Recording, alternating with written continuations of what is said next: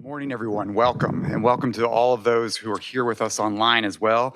I'm Damon Wilson, President and CEO of the National Endowment for Democracy, and today we are gathered to discuss North Korean human rights and to help forge a way forward. I want to start off just by thanking our good friend Larry Diamond, a veteran here at the Endowment, who is helping organize this as part of the Hoover Institution's commitment. Greg Scarleto as well, from the Committee for Human Rights in North Korea. Greg, thank you for being with us. Thank you for both of you for your leadership in organizing today's conference and discussion. I also want to give a shout out and thank Stephen Kong, who's with us. Stephen, welcome. Welcome to Washington. It's good to have you here. Thank you for your support and your leadership in making this event possible, but more importantly, for the cause. I also want to acknowledge the NED team and the other team members that have been putting work into making this possible. Shout out to Abigail in particular. Thank you for being running point on this. So we're here today because the world knows that the Kim Jong-un regime is one of the worst human rights abusers in the world. Its mere existence is a stain on the conscience of the international community. And yet, international stakeholders have not done enough to take action to address it. And we soon, looking to next February, will commemorate 10 years since the landmark UN Commission of Inquiry report, which found irrefutable evidence of the systematic, widespread, and grave violations of human rights in North Korea. So as the anniversary approaches, we need to be working, organizing. That's what's today about. How do we think about where we've been over the past decade and what we do next to promote human rights in North Korea? Until recently, it feels like North Korean human rights issues have become a little bit more sidelined, further politicized. This has arguably, at times, stalled the sense of momentum for many of the incredible NGOs that are continuing the critical work for advocating for increased awareness of human rights violations and accountability of the regime, that are working to increase access to information, empowering defector voices to take leading roles in the movement. Support for human rights and the building blocks of a democratic future are top priority for the endowment. Indeed, during my first year as president of NED, I visited Seoul, the demilitarized zone, to visit with North Korean escapees and those working to support their cause. And when you spend time with many of these particularly young defectors, they help you understand that the regime is both ruthless and vulnerable.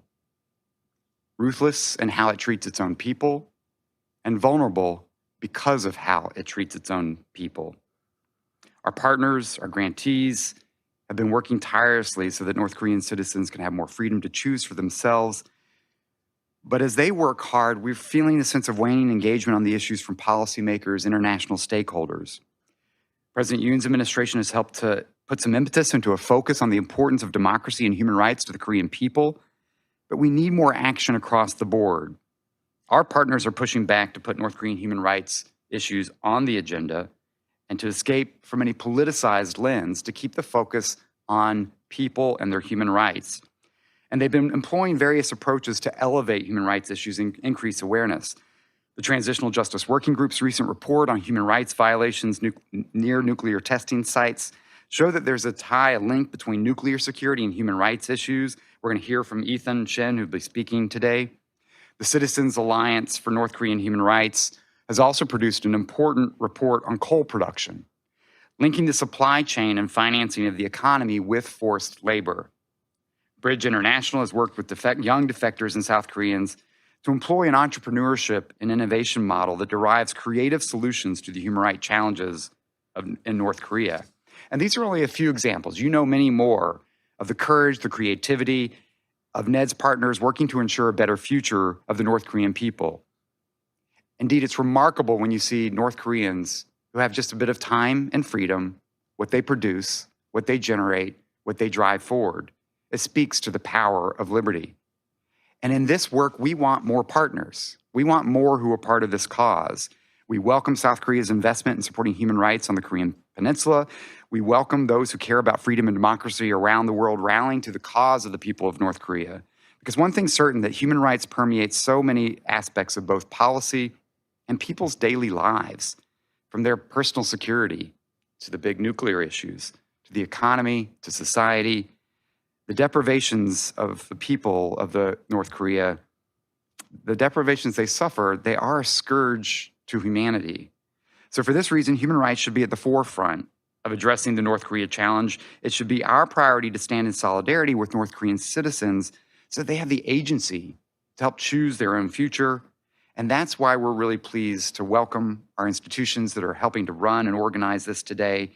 It's brought together some of the leading experts on North Korea to address the top order challenges that include empowering the North Korean people through information from the outside world, China's role as a dictatorial patron, if you will, and why we should purposely elevate human rights in the North Korean context. We're going to look to you, the experts who are with us, to help forge that way ahead. What is the next step of this agenda? Addressing the grievous human rights situation in North Korea is a key pathway towards more freedom and openness for the North Korean people. It's an honor to have you with us. Thank you. And with that, I want to invite Larry Diamond to the podium. Welcome to the endowment, everyone. Thank you.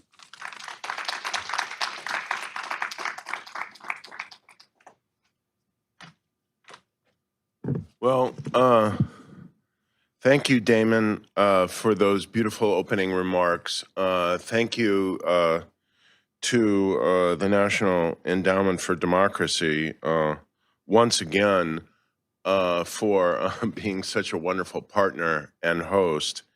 And most of all to Chris Walker, the Vice President for Studies here and the International Forum. And of course, a hearty thanks to Greg Scarletou and the Committee for Human Rights in North Korea, who have been laboring so nobly and eloquently on behalf of this vital issue. It's just been great getting to know you, Greg, and partnering on this conference. I also want to thank Steve Kong, whose initiative helped press us to do this, and who's been a very devoted supporter of this cause of human rights in North Korea. As Damon has already said,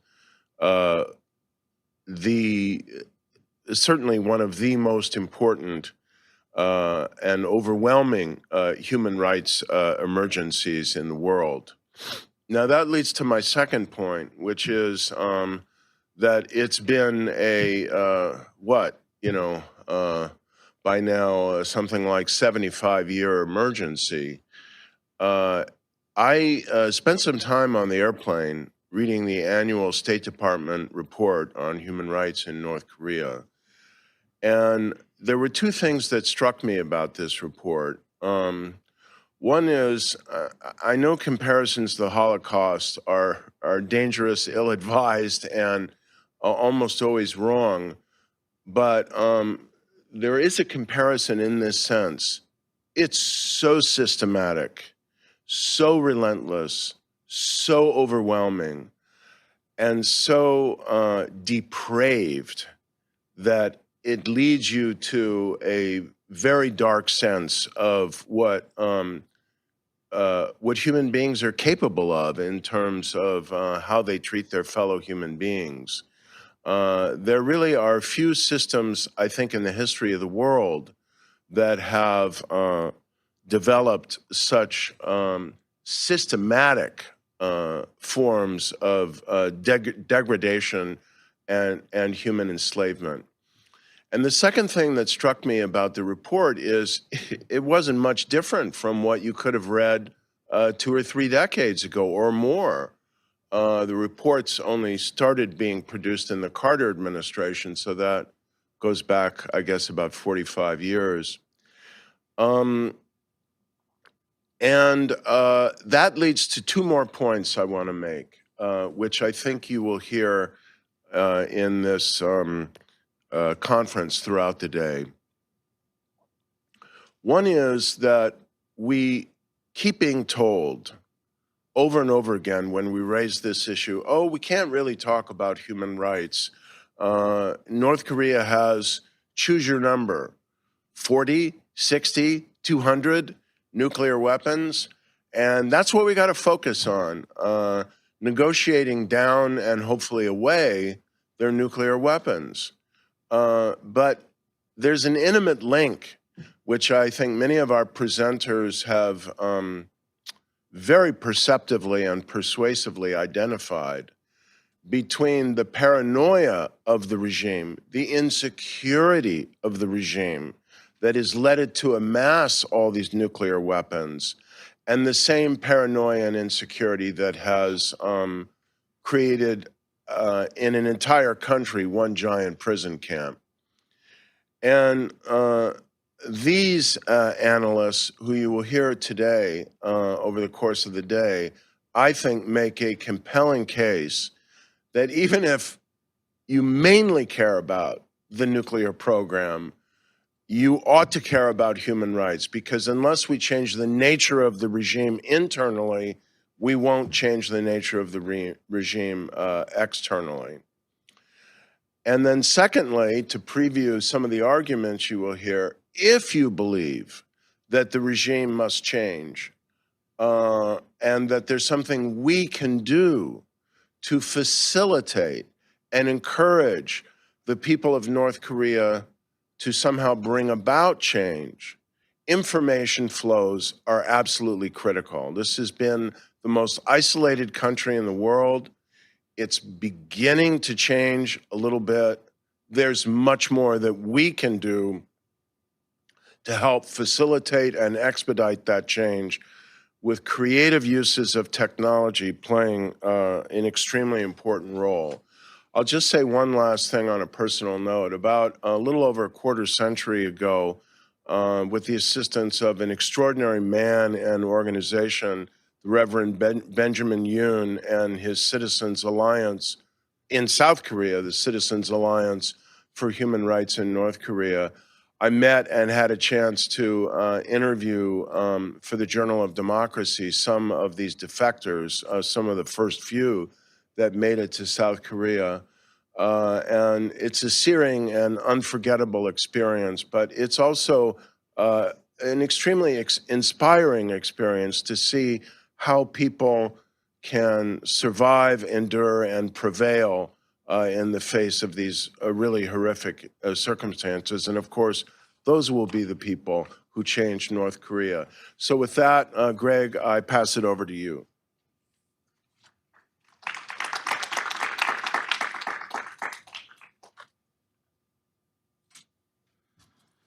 Thank you very much, Damon and Larry. It has been a true privilege to partner with the National Endowment for Democracy and the Hoover Institution, and President Damon Wilson, Vice President Christopher Walker, Dr. Larry Diamond. A pleasure working with you and your teams. Steve Kong, our board member, thank you very much for your vision and your staunch support for so many projects that are ongoing. Let me also take the opportunity to thank our co-chair emeritus, Roberta Cohen, for joining the panels and also joining the conference today. David Maxwell. Later, we will be joined by Ambassador Robert King and Ambassador Robert Joseph as well. Ambassador Robert Joseph has led a project proposing a paradigm shift. Why a paradigm shift? Well, this point will be made over and over again throughout the day. Thomas Kuhn, philosopher of science, came up with the idea of the paradigm shift. We go through these long paradigms that fit the circumstances, and then the paradigm no longer fits the circumstances. It has been more than 30 years since human rights has been outcompeted by very important issues. Nuclear weapons, ballistic missiles. North Korea has very recently tested a solid fuel missile, and Dave Max and others will explain the importance of that development today. According to the RAND Corporation, North Korea will be in possession of more than 200 nuclear weapons by the year 2027. That's an arsenal comparable to the nuclear arsenal of the UK and France. We do need this paradigm shift. And we will be discussing this today. Human rights must be placed up front and center.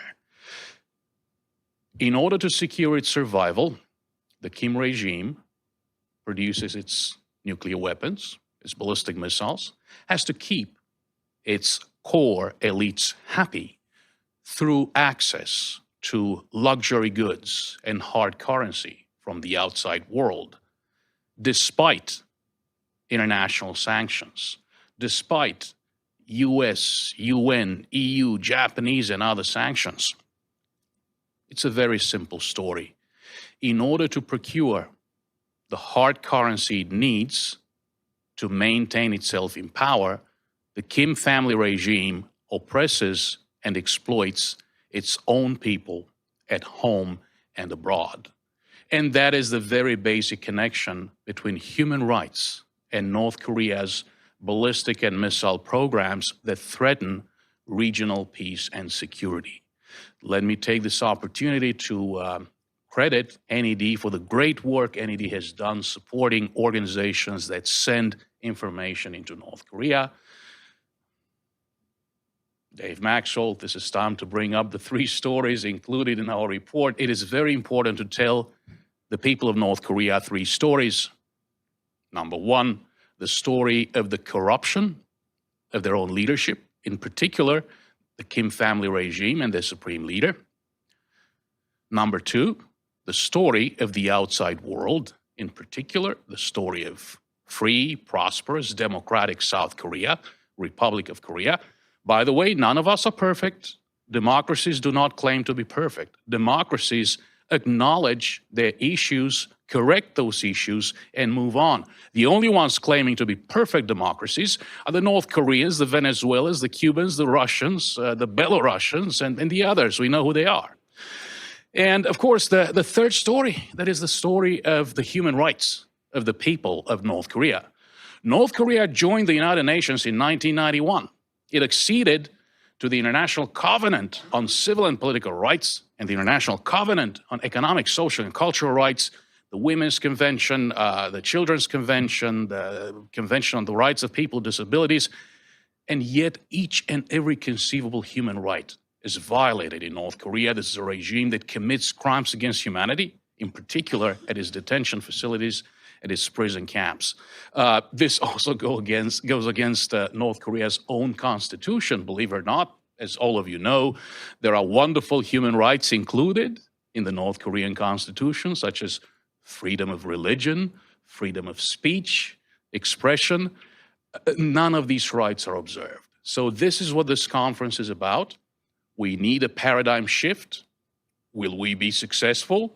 We don't know, but we will give it our absolute best because nothing else has worked for more than 30 years. And the only way to do this is to do it together with NED, with the Hoover Institution, with NED's grantees, and with all of our other colleagues. Many of you are in the audience today. I look forward to a fantastic day and a great conference. Thank you very much. And being the third introductory speaker, I also have the privilege of inviting the first panel to join us.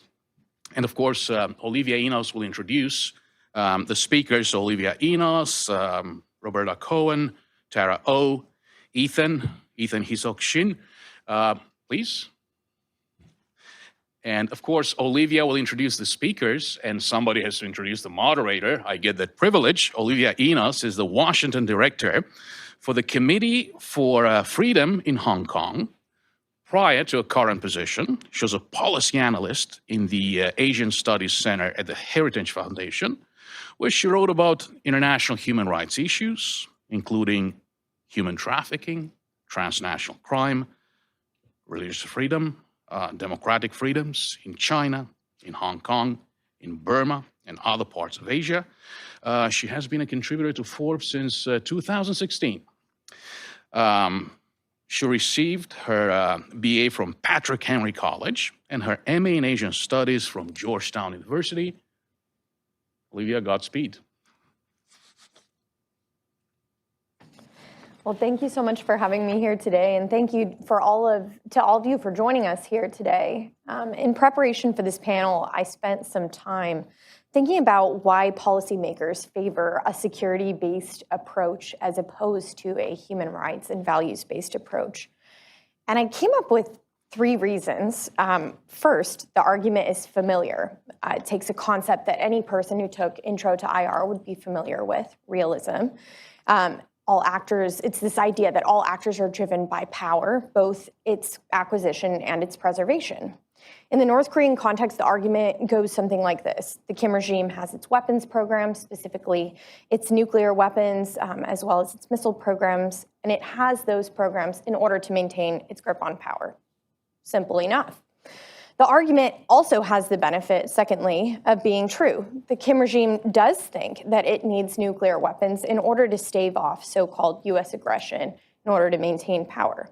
And third, it's connected to U.S. interests to advance and counter North Korea's security threat. We don't want North Korea to attack the U.S. and our allies, so it's in U.S. interests to thwart North Korea's nuclear ambitions. I think all of this is simple enough. It's easily understandable. But what if I told you that the same arguments that justify countering North Korea's security threat are actually present when it comes to countering the threat that the regime poses to human rights, specifically against its own citizens? To paraphrase current Deputy Assistant Secretary Jung Pak in her book, Becoming Kim Jong-un, human rights and the nuclear program are two sides of the same coin to the Kim regime. And to best understand their similarities, I think it's important to break down these arguments in the human rights context. So first, just like in the national security context, the argument is simple. It's rooted in realism. The Kim regime believes that it must violate the rights of its people in order to maintain power. Same motivations. Second, the argument has the benefit of being true. The Kim regime needs an acquiescent people, or believes it needs an acquiescent people, to continue its weapons development and to continue with its belligerent foreign policy. But how does it go about securing an acquiescent population? Well, first, by threatening its people through policies like sending 3 generations of a family to political prison camps, carrying out public executions, carrying out purges that even threaten senior leadership in order to maintain the silence of the people and any who would oppose the regime's ends. Second, it does so by using North Korean forced laborers, principally for profit and maybe even for weapons development, as Greg alluded to in his opening remarks. And third, by using its people to advance its weapons program by allegedly testing chemical and biological weapons on some of the most vulnerable people in its population, those who are disabled, kochebi, orphan children, and those who are in the prison camps. Third, just as with the first argument, it's connected to U.S. interests. It is in U.S. interests to see freedom for the North Korean people, in part because of its connectedness to the nuclear program, but also because both Republican and Democrat administrations have said that they promote a free and open Indo-Pacific strategy. In the report that Greg mentioned in the opening remarks, we released a national strategy for countering North Korea. This was spearheaded by Ambassador Bob Joseph. And I was tasked with outlining the myths and facts that are present in U.S. policy toward North Korea. One of the biggest myths by far is the notion that making progress on our security concerns with North Korea is antithetical to advancing human rights. I would argue that it's quite the opposite. Without progress on rights, without a prioritization of the preservation of rights, it's difficult to make headway on security at all. So we are tasked today at this event, in this panel, with answering the question, North Korean human rights, is there a way forward? Of course there is, and a more cohesive strategy will place a premium on ameliorating the threat the regime poses to human rights in tandem with addressing the security threat. We have some wonderful folks who are here today to shed light on the human rights violations that we seek to address. It is my hope that our audience will walk away from this panel with a better idea of the scope and the scale of the North Korean human rights challenge, as well as step away better equipped with knowledge on getting U.S. policy towards North Korea right. So without further ado, I would like to introduce my panelists to kickstart what will no doubt be a fruitful discussion. So first up, we will have Roberta Cohen. Roberta Cohen is co-chair emeritus of the Committee for Human Rights in North Korea. She's had an illustrious career spanning the United Nations, the State Department, think tanks, specifically at the Brookings Institution, NGOs and academia, where she's been a specialist in human rights, humanitarian and displaced persons, as well as refugee issues, which she will cover here today. Next, we will hear from Dr. Ethan Hisok Shin. Dr. Shin teaches international law at the Catholic University of Korea. He's a researcher at the Institute for Legal Studies at Yonsei University and a legal analyst for Transitional Justice Working Group, a Seoul-based human rights documentation NGO. His area of interest include transitional justice and human rights issues in Asia Pacific. He holds a PhD in law from Yonsei, an LLM degree from Harvard Law School, and a BA in economics from Yonsei University. And last, we will hear from Dr. Tara Oh.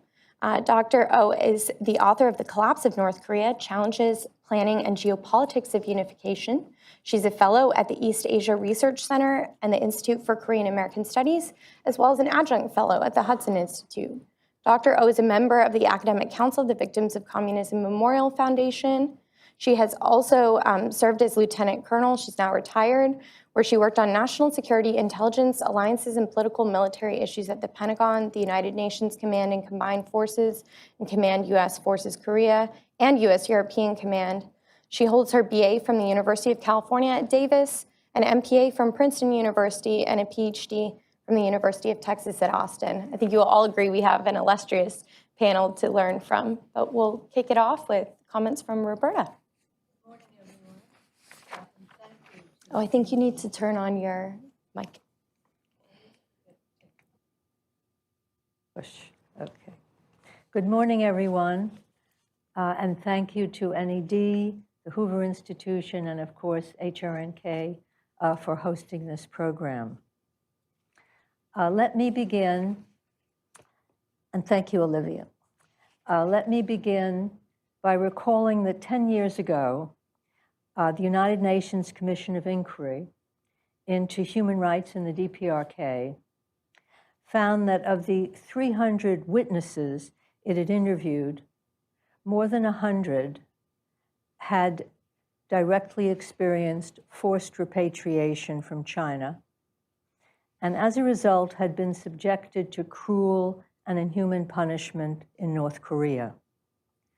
This influenced the COI to include the role of China in its mandate when investigating whether crimes against humanity were being committed in North Korea. China's collusion with North Korea is one of the prominent features of the North Korean refugee program. China not only forces back North Koreans who enter its country without authorization, but shares information with North Korea about those who escaped, allows North Korean security agents to monitor, hunt down, and even abduct North Koreans on Chinese soil, is reported to help identify those who are Christian, and requires its own citizens to turn in North Koreans. The COI chair, Michael Kirby, warned China that its officials could be found complicit in aiding and abetting crimes against humanity in any future trials. The starting point of the crimes, of course, is that North Korea has made the right to leave a country and the right to seek asylum criminal offenses.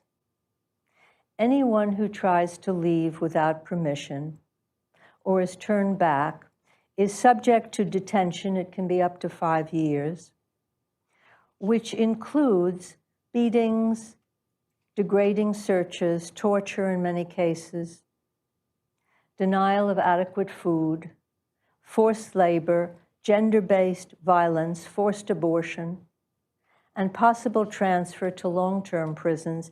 There are even cases of executions. The most severe punishment is meted out to those who try to reach South Korea, or were in contact with South Koreans, or were helped by Christian churches in China, or profess to being Christian. North Korea also punishes the family members of those who try to reach South Korea. Let's look at an actual case. As we speak, there are hundreds of North Koreans being held in detention in China, some of whom tried to reach South Korea. Any day now, they could be forcibly returned. Because North Korea's border is still closed because of the pandemic, China has waited to send them back. South Korea is ready, of course, to take them, regarding them as its citizens. But China is reluctant to give safe passage, primarily fearing that if they let some go, that greater numbers of North Koreans will try to depart, and this could destabilize the Kim regime. China did, however, allow safe passage for a family of 4 last year, I am told, but for the most part chooses to comply with the agreements it has with North Korea that provide for the return of any citizen who crosses the border illegally. These arrangements contradict North Korea's and China's international obligations as set forth in the Refugee Convention and the Protocol, which they both signed, and also the Torture Convention, which China signed. The international agreements forbid the turning back of refugees where their life and freedom would be threatened. And the Torture Convention forbids the return of anyone to torture. In addition to those in detention, China also forcibly repatriates undocumented North Koreans residing or working in China, many of them women who may have been trafficked or in marriages China doesn't recognize. If deported, the mothers are then separated from their children and their Chinese husbands. Despite all the forced returns, I would say about estimates of tens of thousands over the past 20 years, more than 33,000 North Koreans managed to reach South Korea through China and Southeast Asia over that period. But the closure of North Korea's border following the pandemic, combined with shoot-to-kill orders, has made the number plummet. Only 67 reached South Korea in 2022, whereas before the pandemic, there were over 1,000 a year. What role can the United Nations High Commissioner for Refugees play to be of assistance?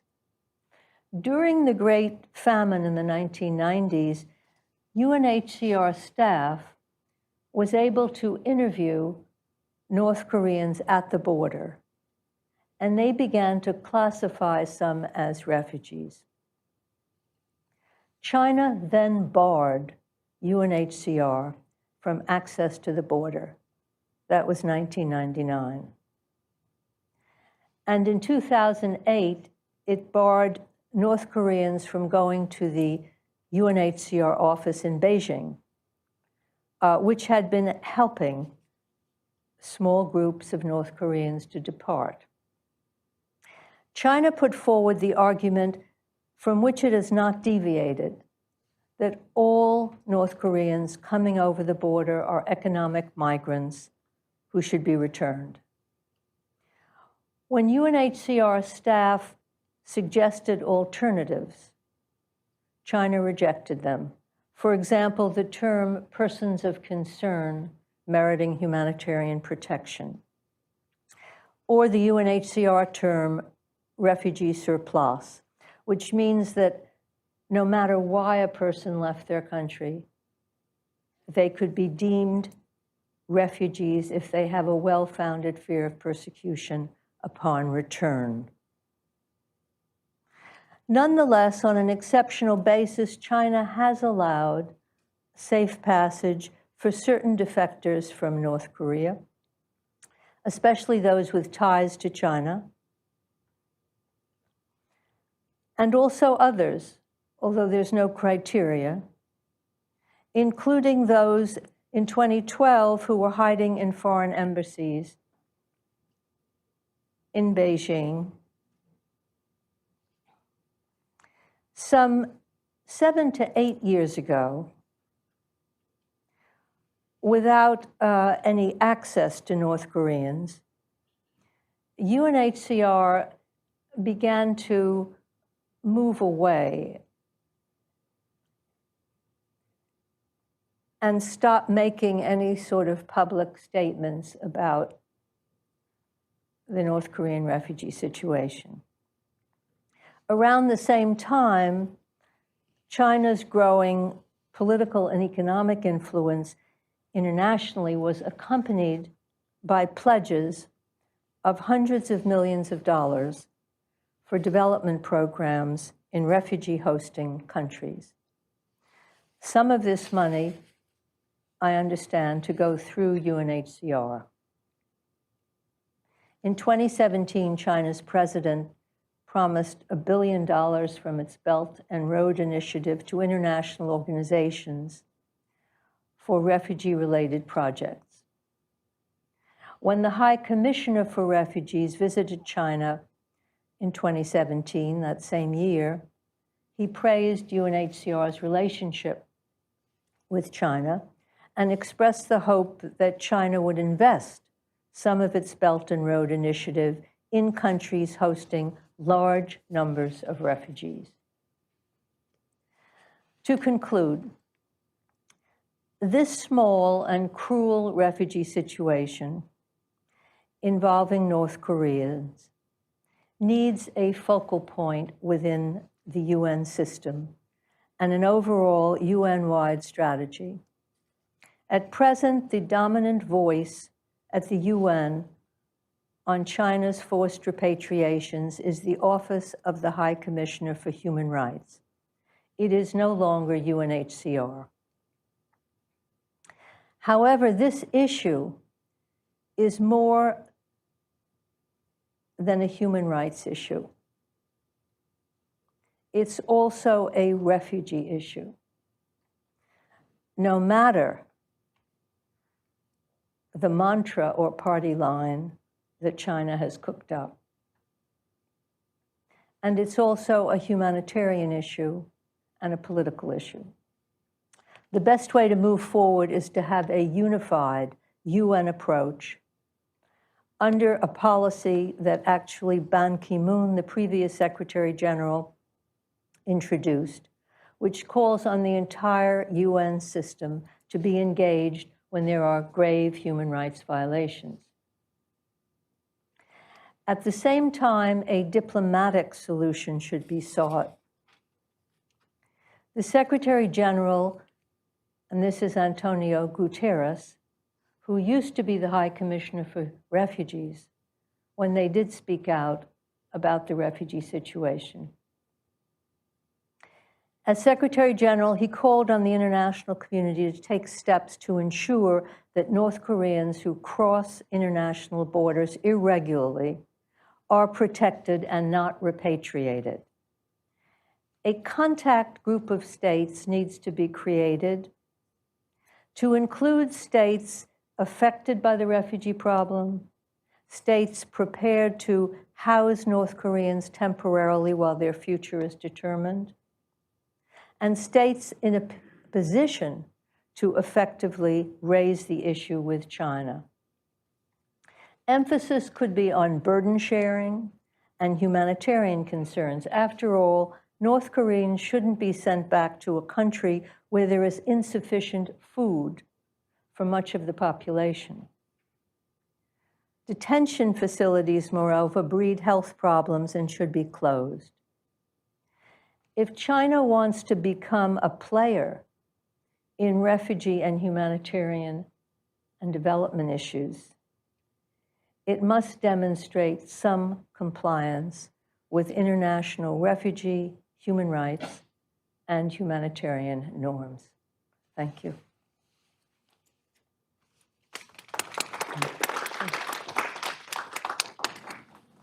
Thank you, Roberta. I really appreciate that. And I think I learned something new. I didn't realize that UNHCR staff used to be able to actually interview people at the border. That was really— It's not known. Yeah, it's really helpful to know that, and obviously would be great to be able to do that again. Tara, would you like to speak next? Sure. Yeah, thank you. Well, thank you, Olivia, and good morning, everyone. I'd like to thank the NED, HRNK, and the Hoover Institution for hosting this forum and for inviting me today. The topic of my talk will be, it's actually a question, is South Korea a safe haven for defectors from North Korea? And I'm going to look at it'll be a review of the Moon administration and what happened during that time. And to state it very clearly, the 5 years, and that is from May 2017 to May 2022, of the Moon Jae-in administration was. Oh, yes. And I should check. Okay. So quickly, the topic is South Korea. Is South Korea still a haven for the defectors from North Korea? And I'm going to review the 5 years of the Moon Jae-in administration, which was from May 2017 to May 2022.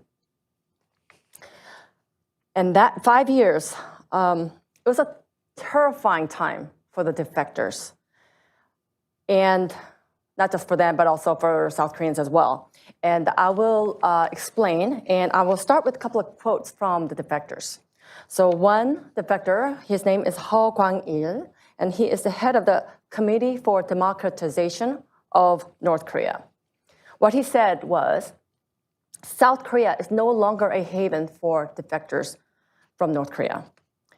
The current administration, and when he said this, it was under Moon Jae-in administration, said the current administration is pro-North Korea, and thus it is very hostile to the defectors from North Korea. Kim Sung-min, he is another defector. He has a free North Korea radio.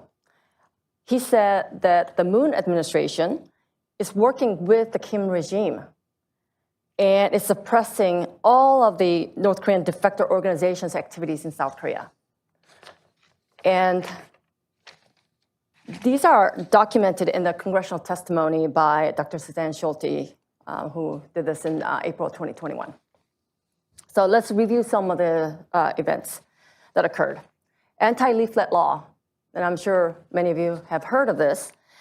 In June 2020, Kim Yo-jong, so that's Kim Jong-un's sister, she complained that, well, basically she complained about the leaflet sending by the North Korean defector groups in South Korea. That was June 4th in the morning. By that afternoon, South Korea's Ministry of Education made an announcement saying that they will ban the leaflet sending. It was that quick. And that was soon followed by the National Assemblyman, the lawmaker Kim Hong-geol. He is of the Democratic Party of Korea, and in Korean it's called Dabura Minju Party. So he is actually the son of Kim Dae-jung, former president. He quickly introduced a bill to ban leaflet sending, and that was eventually passed later that year. One more person that I like to highlight is Lee Jae-myung. He was the governor of Gyeonggi province at that time. And what he said was, I will arrest on the spot those who are distributing leaflets to North Korea as criminals. He also said that I will preemptively block all possible ways. And he sent the police to harass some of the defectors and defector groups sending leaflets. Just in case you may not have heard of him, he ran for president in the last presidential election and lost by only 0.7%. And he is now the head of the Democratic Party of Korea, Dabura Minju Party.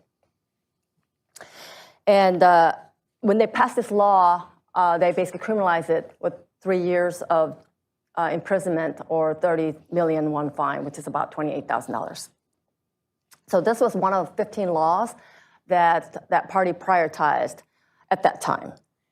There were numerous other laws that suppressed freedom, including the May 18th Special Act. And today is May 18th. It's about Gwangju. And basically, if you say anything other than that it was a democracy movement, then you can go to jail for 5 years. So in fact, Gwangju City is investigated by 11 young people. One of them, for example, on his YouTube channel, he said, he used the term Gwangju Uprising instead of Gwangju Democracy Movement. So they are investigating him for violating the law. So with something like this, and with the party passing all kinds of laws like this is very unnerving, and it really makes the defector community nervous, as well as many South Koreans. So let me, I have 5 other events that I'd like to talk about, so quickly, moving on. There are, and you may have heard of this, the 2 fishermen that were sent back to North Korea through the DMZ. And you may have seen the photos where they resisted, they collapsed and didn't want to go, but they were sent forcibly. And that was November 7th, 2019. The Moon administration justified sending them back to North Korea, saying that they murdered 16 people. But there's no evidence for this. In fact, the National Intelligence Service, which is like the CIA in Korea, some of the lower officials, they actually were going to start an investigation. But Seo-hoon, who Moon appointed as a director of NIS, he arbitrarily canceled it. So they never had an investigation. So how do they know what happened? They basically quickly sent them back. And they also said that those defectors said, they claimed, the Moon administration claimed that they said even if they die, they want to go back to North Korea. And it turned out to be not true, not only because the way they resisted, but they actually made statements saying that they want to defect. But those statements didn't come out until after the Moon administration ended. So these are the things that happened. But they were not the only defectors from North Korea who were sent back. There were 3 North Korean defectors that were sent back in December 2018, so it's prior.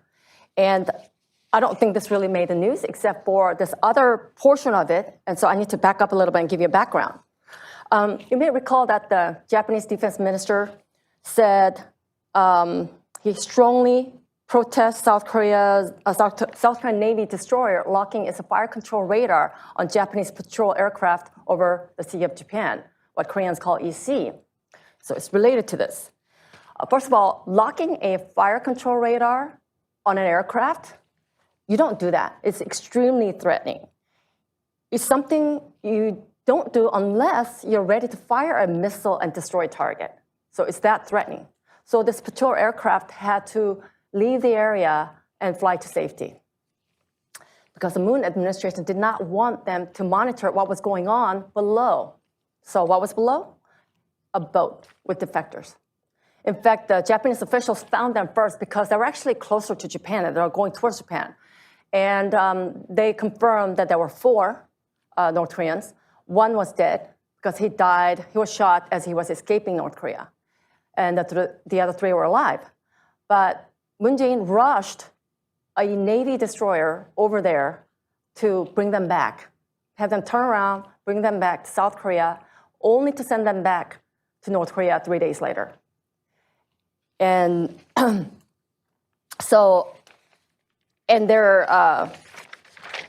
people think that they were killed by the Ministry of State Security. And there is a lot more background to this.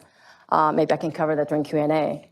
But again, and then that's, again, not the only other, we talked about 2 boats, 2 defectors, or 2 events of defectors coming by boats who were returned. But according to Kim Tae-hee, another defector, she said that about 250 boats carrying defectors from North Korea were sent back in 2018 alone. So all of these really need to be investigated. So in addition to sending these defectors back, when these people from North Korea who escaped to China, when they request help, during Moon Jae-in administration, there was no help from the government. Several years ago, a South Korean POW who was held in North Korea escaped North Korea, he went to China, and he asked the South Korean government for help. But the Moon government did not help. So he was returned to North Korea. And we know that he has the lowest hangbun, lowest echelon in that society. He left North Korea, and he also tried to go to South Korea. All these are considered crimes. So he was one of 74,000 POWs who were not returned after the armistice signing. About 81 South Korean POW actually escaped North Korea since then. And in 2021, a group that helps the defect or POW escapees from North Korea, they estimated that there are still about 170 POWs left in North Korea. Of course, this POW who was in China, he wasn't the only one that the Moon administration didn't help. There was also in January 2020, a group of defectors escaped North Korea and went to China. And they stayed low, but eventually they were caught when they were trying to escape or try to leave for South Korea. That was in September. And so they asked for help. This is a group of a family of 3, and they were Christians. And as Roberta mentioned, Christians are, they get more severe treatment, including execution, if they're returned to North Korea. So if we had them, this group also includes 2 women who were human trafficked. And again, they were not helped. The Moon administration didn't do anything. So there are many more instances like this, which made the defectors living in South Korea very nervous and afraid. So now there's a new administration in South Korea. So can we all relax or not? I would say no. I would say no because the power base that put Moon Jae-in in power, they're still going very strong. They're very well organized, very well funded. His party is still the largest party in South Korea. And the polls, even if some of the methodology is questioned, the polls consistently show that this party receives about 30 to 40% support. So that's very, very unsettling. And then, of course, there are a lot of organizations, including the KCTU is a Korean labor organization, which is very, very pro-North Korea. And they're always demonstrating to have the US troops leave South Korea. And actually, they're actually being investigated by the NIS because some of those members at the top are spying for North Korea and taking orders from North Korea and doing things to subvert South Korea. So these things are very sort of rampant in South Korea, and a lot of South Koreans are now waking up to all this. So we have to remember that last presidential election, President Yoon won by only 0.7%. So we have to be mindful of what's going on in South Korea and pay attention, because if South Korea is not safe for these defectors from North Korea to go to, where else are they going to go? Thank you. Thank you, Tara. It's really helpful to get that context into sort of the life and livelihood of defectors in South Korea. So thank you for giving us that insight. Ethan, over to you. Thank you. Oh, and don't forget, yeah. All right, I think it's on. I actually prepared a PowerPoint presentation. I'm not sure. Oh, okay, never mind. Sorry. So well, first of all, I'd like to thank Ned and also HRNK and the Hoover Institution for co-organizing today's event, and also for our panelists and participants for coming here and showing your interest in North Korean human rights issues. And what I plan to discuss today is to kind of talk about what the kind of work that my NGO, TJWG, has been doing over the years, and how we find all these China-related dimensions to many of the work that we have been doing. So our organization, Transitional Justice Working Group, was first founded in 2014, so it's almost 10 years now. And our 2 main projects, flagship projects, have been one concerning the mapping of the public executions in North Korea using the Google Earth solution, and also the other project concerned the creation of an online database of the abductions and enforced disappearances committed by the North Korean regime. And with respect to the public executions and also other forms of state killings committed in North Korea, we the main source of information obviously has been the over 33,000 defectors in South Korea. And in addition to the classical way of kind of asking them the questions and jotting down the answers, we also asked them to pinpoint the locations of the public executions that they witnessed and the secret burial sites where the bodies were taken after these executions. And we basically tried to visualize the executions taking place in North Korea. With respect to the enforced disappearances online database, we rely on open source information to basically try to record the very broad range of disappearances committed by the North Korean regime. And when I say broad, it goes in time-wise, it goes back to the late 1940s, to the very creation of the North Korean state. That's when they started to, they were already abducting South Korean citizens, even both during and before the Korean War. As Tara just explained, over 50,000 POWs were not returned after the 1953 Armistice Agreement. And then all the abductions that took place after the 1953 Armistice Agreement. Obviously, the biggest victim class being the North Korean people themselves. God knows hundreds of thousands who have been taken to the political prison camps and probably most likely perished in these prison colonies.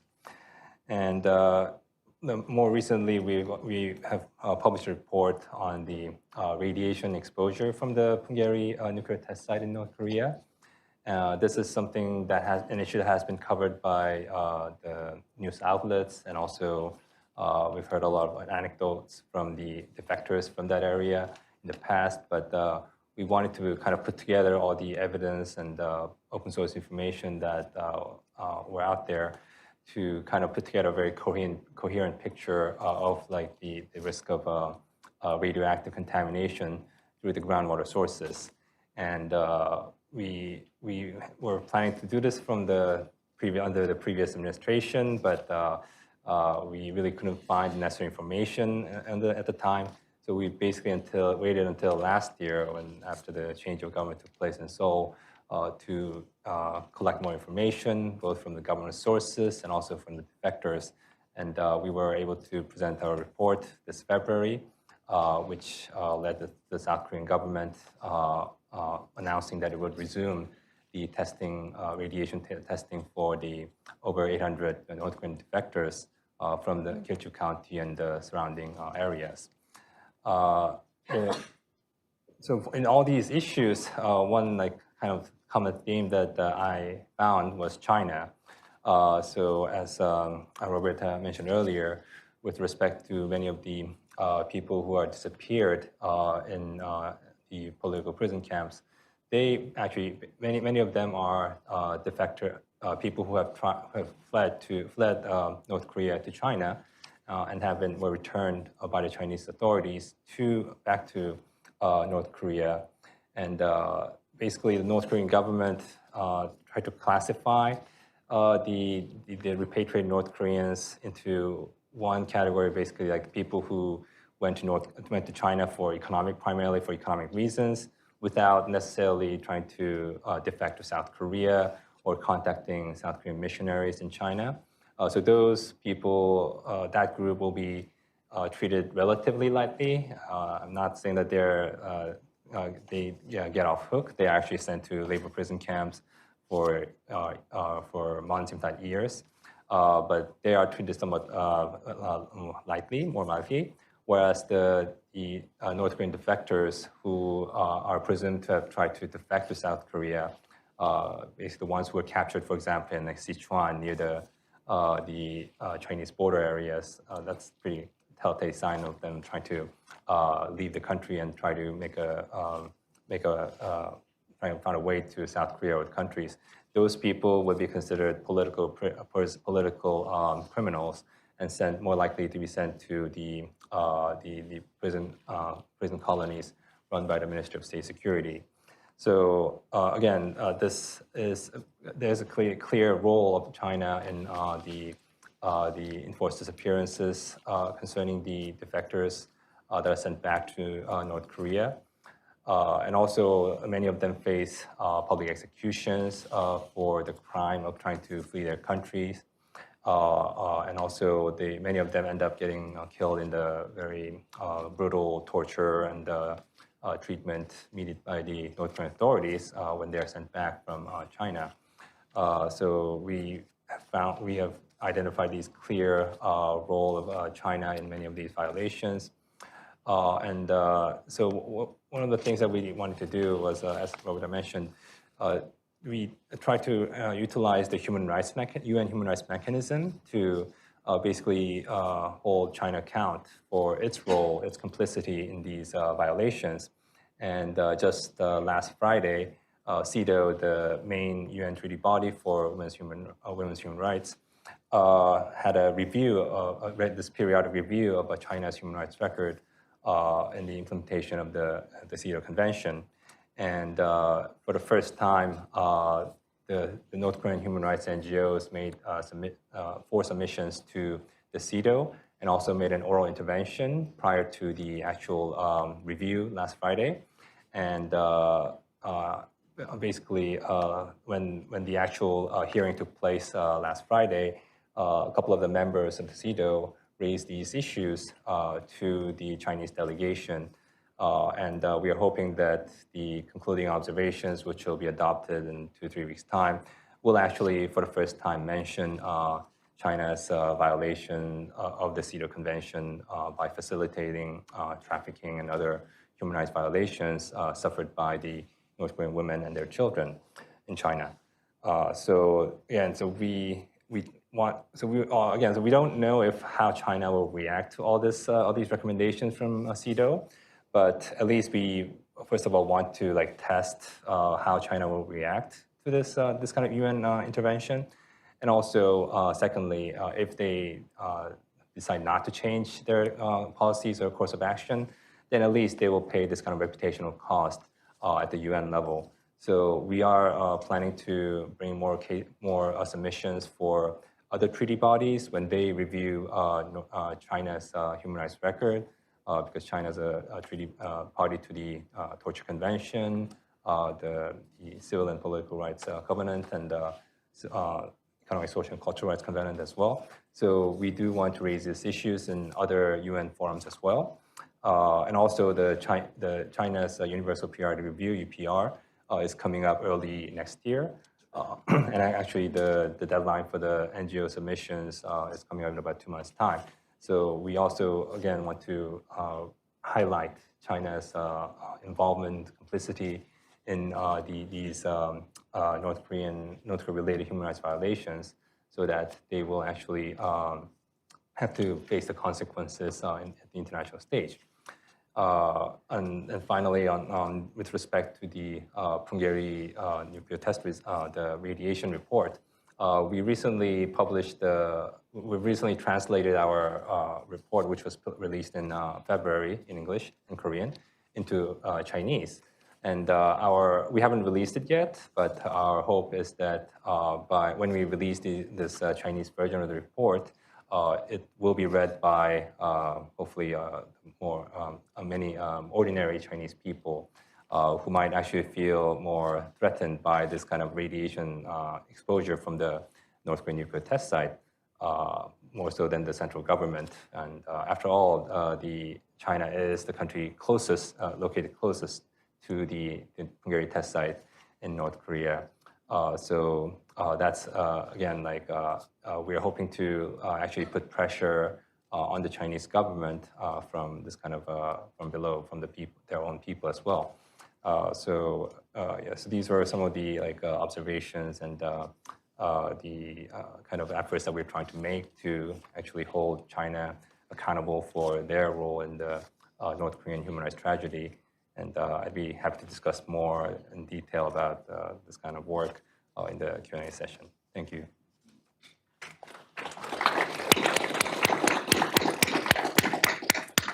Thank you so much, Ethan. I think it was really helpful to hear about the role of China in kind of perpetuating the human rights violations that North Koreans are facing. So I'm going to take moderator's prerogative and I'm going to ask the first question, but only so that you all in the audience can be preparing your questions. When you ask a question, please identify your name, any affiliation, and please ask a question. But I'm going to ask you all a question first. You each touched on, various aspects of North Koreans and the human rights violations that they experience. If there was one thing that the international community could do, that the administration in South Korea could do, or that the Biden administration could do today, that you think would have the greatest impact in helping to ameliorate some of the human rights challenges that they're facing, what would that be and why? Ethan, I'll start with you. We'll go in reverse order. Okay, thank you. Thank you for a very important question. So I think it's very easy to assume that when it comes to North Korea, there's kind of feeling of resignation that there's nothing much that can really be, I think, can actually be done about it. But I think one of the most important, help that we could, as an NGO person, that we could get from the South Korean or the governments would be, the kind of information about what's happening both in North Korea and China. I'm saying this because even with, for example, like the Pyongyang report that we recently published, we actually relied a lot on the previous work done by our own South Korean government on this topic that wasn't really actually made public because for various political reasons. And I think obviously governments have far more resources available, and also they have been collecting information about North Korea, not necessarily for human rights purposes, but perhaps for security or other reasons. And for example, if we want to know one of the things that we are trying to do is in the next phase is to collect information for accountability work. And but in order to do that, do this kind of work, we need to figure out the chain of command within North Korean security apparatus. And that's the kind of information that many the governments have been collecting, again, for security purposes or other reasons for many decades. And also in terms of satellite imagery, to be honest, a lot of these kind of imageries are prohibitively expensive, and also it's very difficult for the NGOs to have this kind of right expertise to actually analyze these pictures. So again, that's another area that I think the governments can be helpful.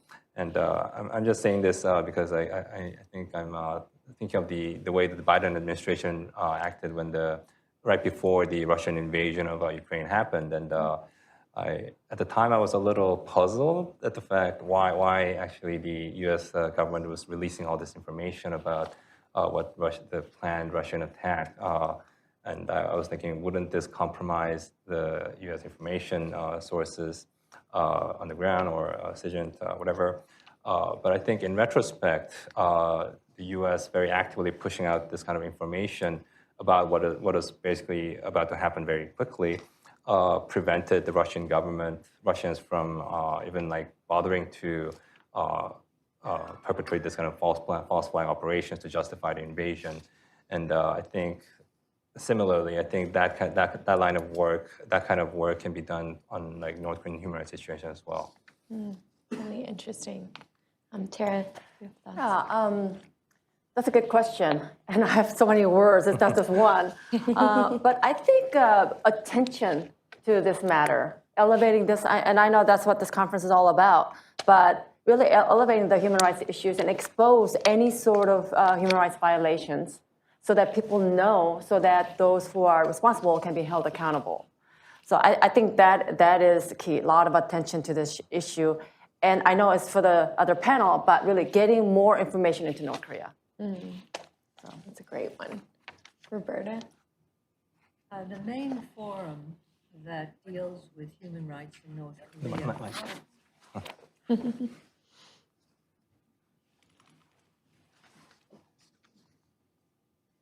The main forum that deals with human rights in North Korea is the United Nations.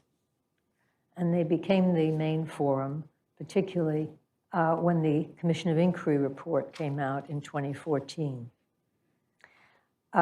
Next year will be the 10th anniversary of the COI report. And it's important that that be given. That's a good opportunity to give a lot of attention.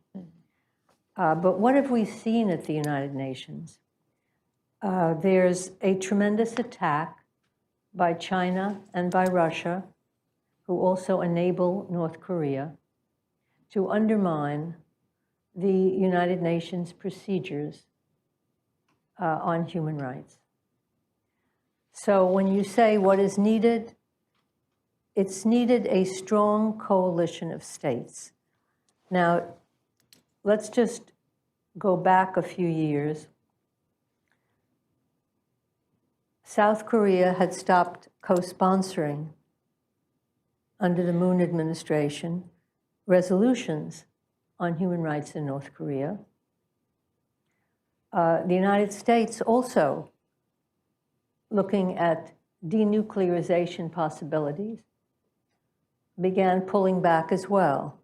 So right now, under new administrations, Yoon and Biden, there is an effort to bring back strongly the coalition, South Korea, United States, European Union, and Japan, to support strongly, and that's very important, the UN resolutions on North Korean human rights,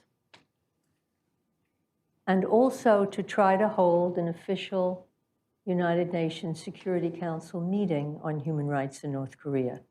There was an unofficial one that took place a month or so ago, and that was important. But to get an official one, you need 9 votes. And this is the Security Council is the most important peace and security body in the United Nations, and the relationship of human rights in North Korea, the nature of that regime to peace and security has to be underscored. To get those votes, you need a larger coalition.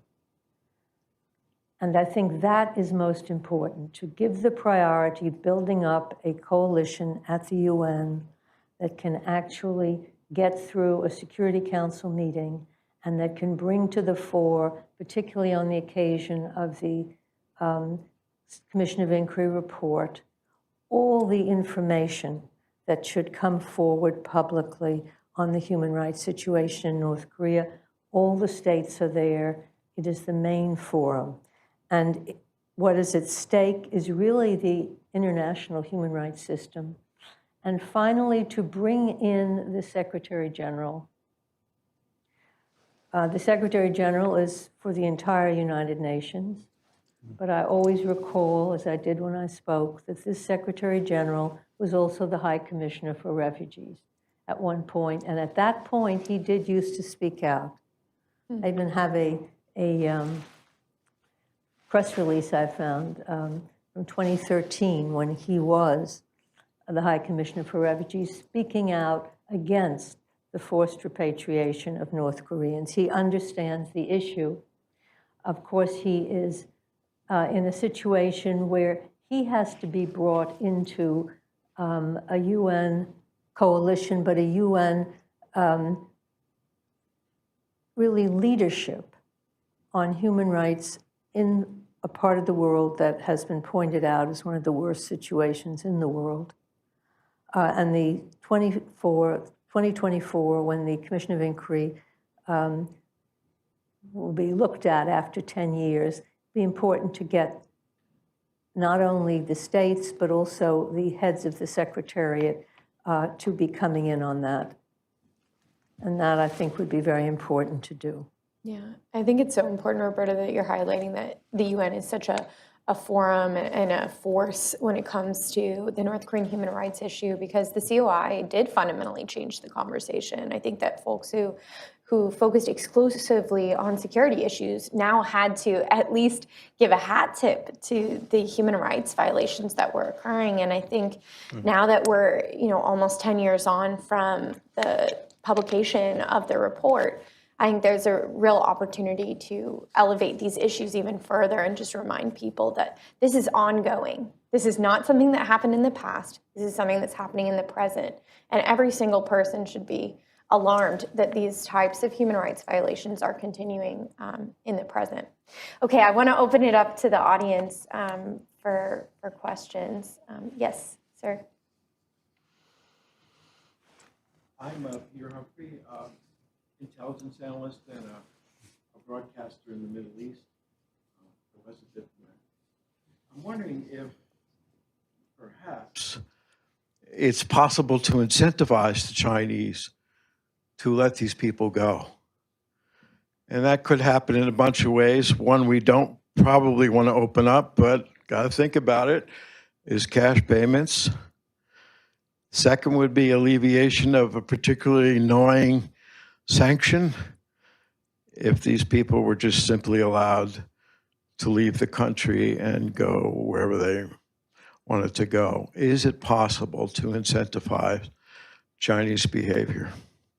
I mention this because next door in Kazakhstan, the UNHCR has been paying that country for years to maintain Uzbeks who escaped from the turbulence there and then moved across the border into Kazakhstan.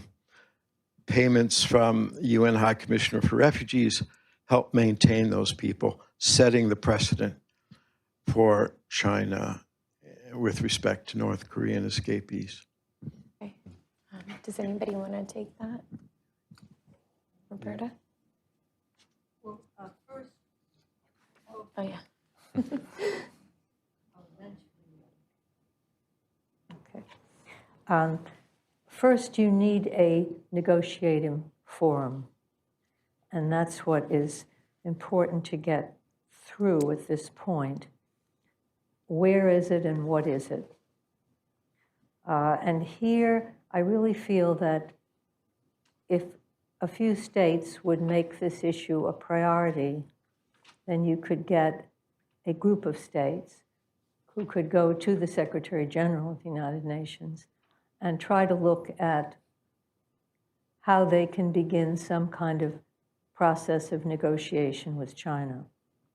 As far as exactly what to incentivize, I couldn't answer you, but I do recall reading the book of the German ambassador to the DPRK, who was there about 8 years, and he talked about incentivizing negotiations, making incentives to North Korea during negotiations. That would be important to do. Exactly what they are, one can see, but you need first this kind of forum, and that doesn't exist. And you need to be able to let China know that what are the best arguments to bring them in to a discussion.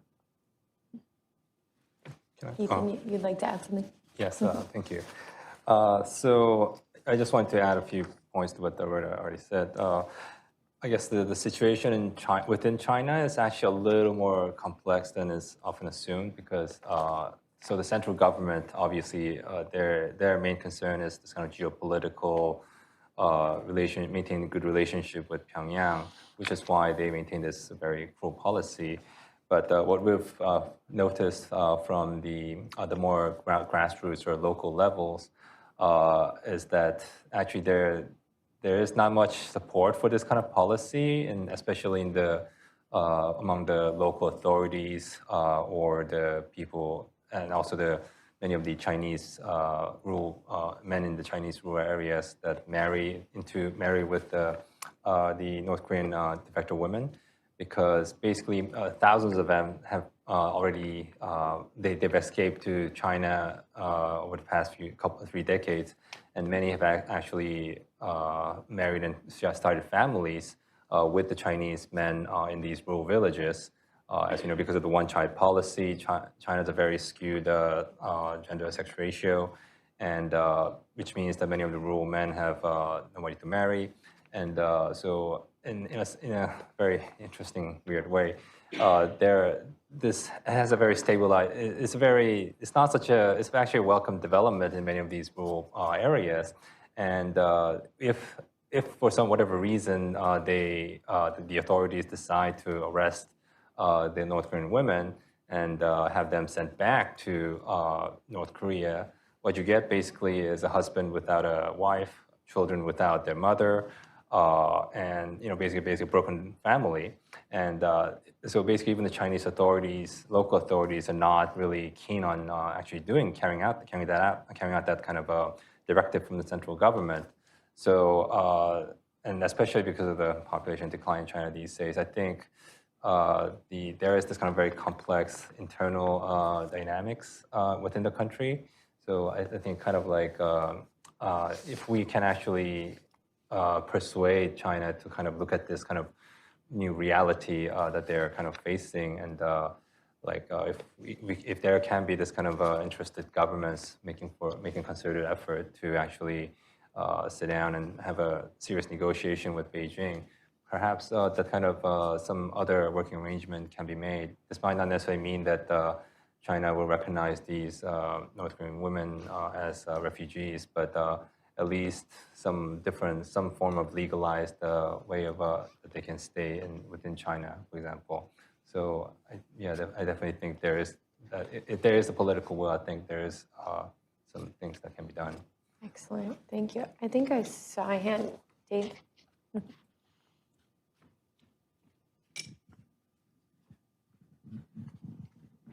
Thank you, Dave Maxwell, and thank you for your great remarks and presentations. I guess I'm a little depressed because I hear great remarks from everybody, what international organizations are doing, what private non-governmental organizations are doing, which we all belong to, and then what governments are doing.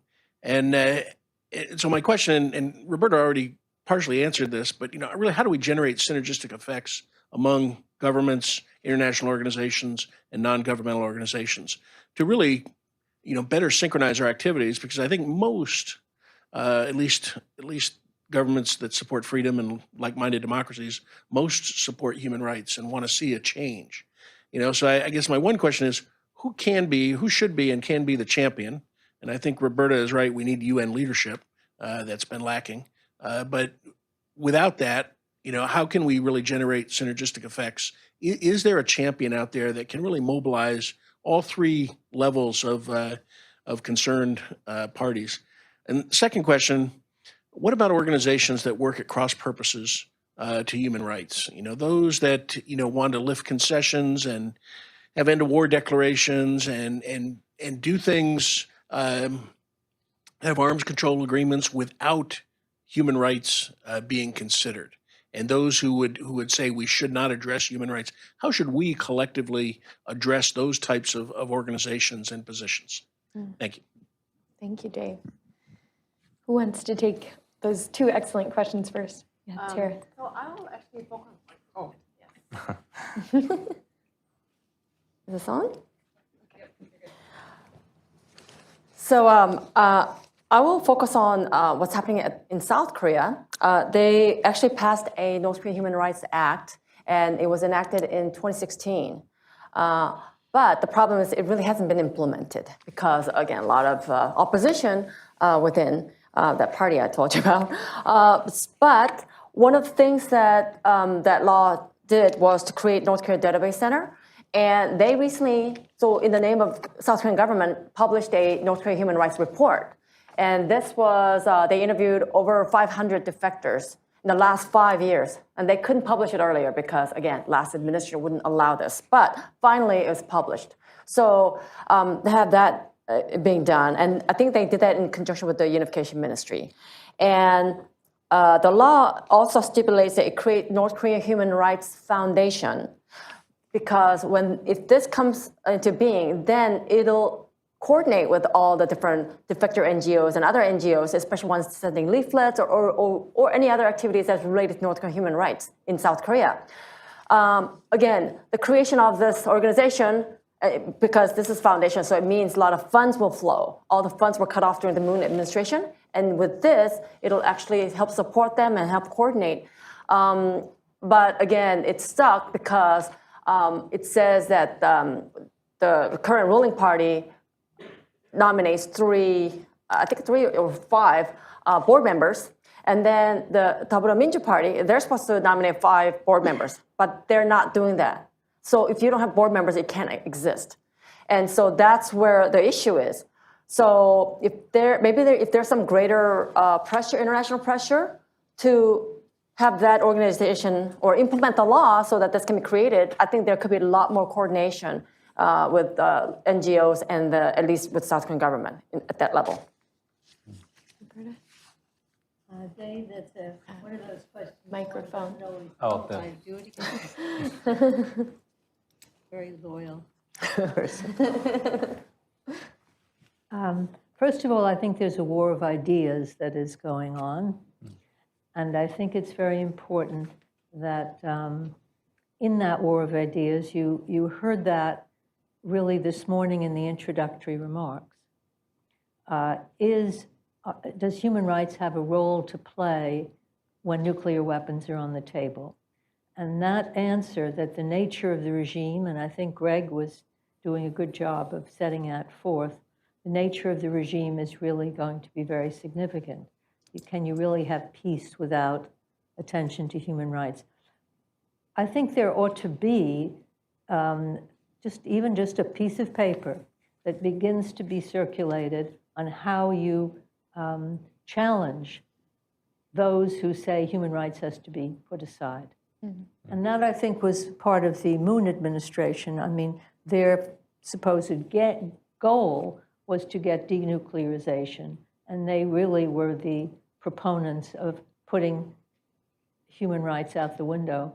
You can't deal with that at all. So I think that argument, I mean, that ought to be something that can really be tackled here and brought many places. And HRNK is beginning to do that, but you have to see there is a war of ideas.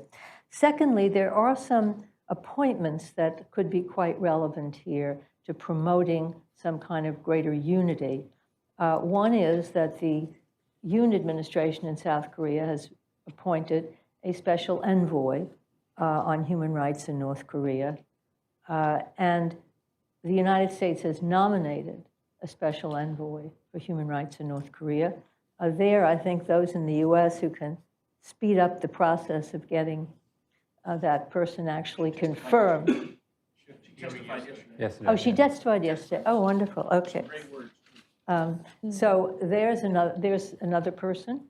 And then, of course, there's the UN Special Rapporteur on Human Rights in North Korea. So you have in different parts of the world.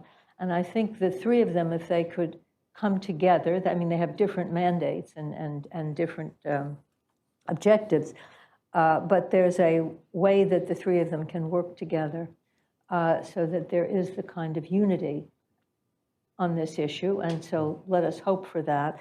But then I can't help remembering, because you hear it mentioned time and again, can you get a movie star? Someone that is associated with the idea of promoting human rights in North Korea. And I can think of a number, but somebody has to go get them. And they can be very effective, because you see that in different countries of the world when movie star gets involved, suddenly there's more publicity. Mm-hmm. So I think that would be something also to think on, although that's a little bit of a dream. So again, yeah. So as an NGO person, I think the first question kind of felt like whether the chicken comes first or the egg comes first. I think the UN obviously has the very important role of legitimizing or actually facilitating this kind of process. But at the same time, the UN is actually, it's supposed to be, it moves in the initiative of the member states. So how do you get the governments on board? So I think just going back to the COI experience, that has been the challenge for the NGOs to actually engage both the UN side and also the national governments to push this kind of initiatives. And I think the COI 10th anniversary will hopefully be a good occasion to push for this kind of activities. And I think, at least from where I come from, South Korea, I think one, I guess the problem or difficulty has been that we haven't had this kind of very well-established control tower for North Korean human rights policy. So even though our president speaks a lot and very strongly, vocally about North Korean human rights issues lately, there is no administrative structure to actually implement what he's saying. So I think Japan's example of having this kind of a headquarter for the abduction issue headed by the prime minister, that kind of institutional changes probably will be helpful, but I don't think there's that kind of political development yet. So, and yeah, I'll end there.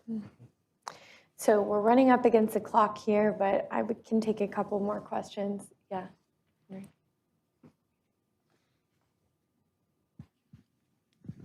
Hi, Henry Song, activist and also director for One Korea Network based in here in DC.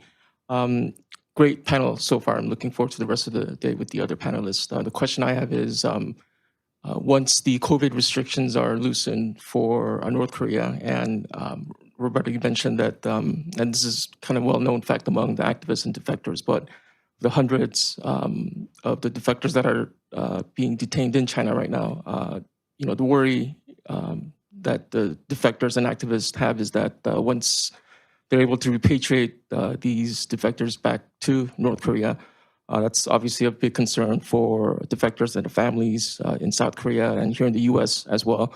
And some of the calls that I've been getting from South Korea, these are from both defector activists, from South Korean missionaries and pastors, is that,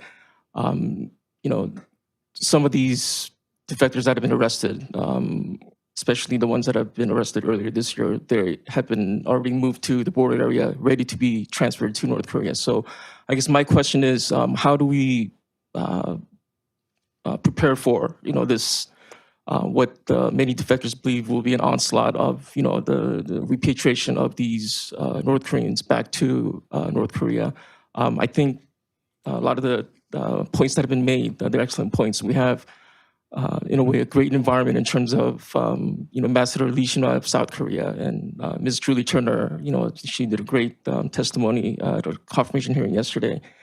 We have an administration in South Korea and here in the US that's very strong in terms of human rights. So how do we, I guess, leverage that and prevent, what most fear will be, the large number of repatriations that will happen in the next, weeks, months. So that's my question. I'd like to hear your opinions regarding that. Thank you. Roberto, would you like to take that one? Well, I think it's certainly on. Microphone. Yeah. I wish I had a very good answer for you because it's a case that's before everyone. And if people are turned back, they're going to be punished. So I think when I spoke, I mentioned a few options, but they take time. I mean, getting governments quietly to go and begin to try to get the Secretary General, try to get leaders that have some access to China, and then when it comes on the North Korean side, to make a lot of noise. Maybe this could help some of these people to make it seem as if North Korea there's a focus on North Korea. Would there be any possibility that they would try to avoid all that publicity by not subjecting these people to the kind of ill treatment and inhuman punishment that they do?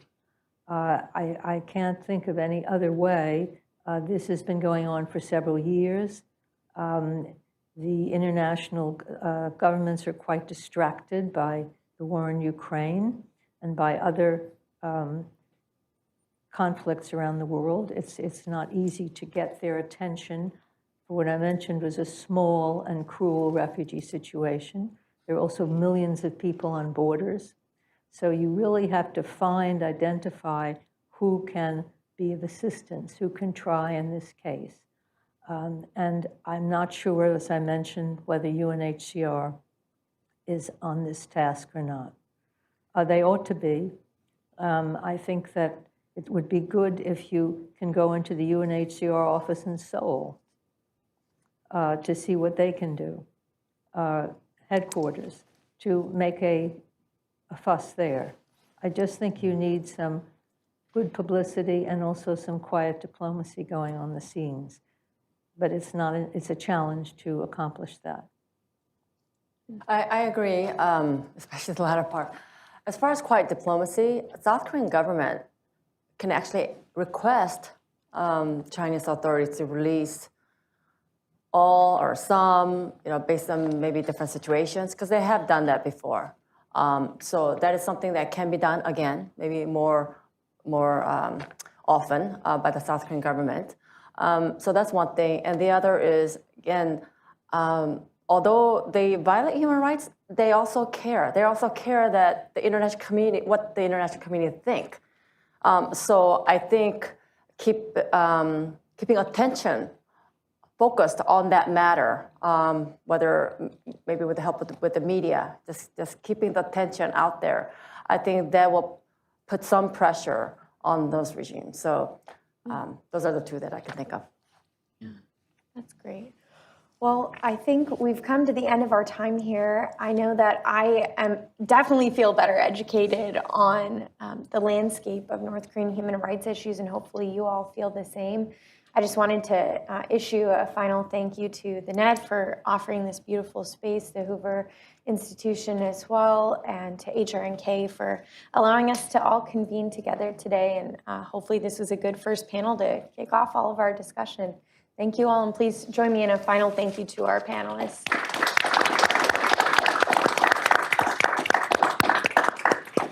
Thank you. Thank you.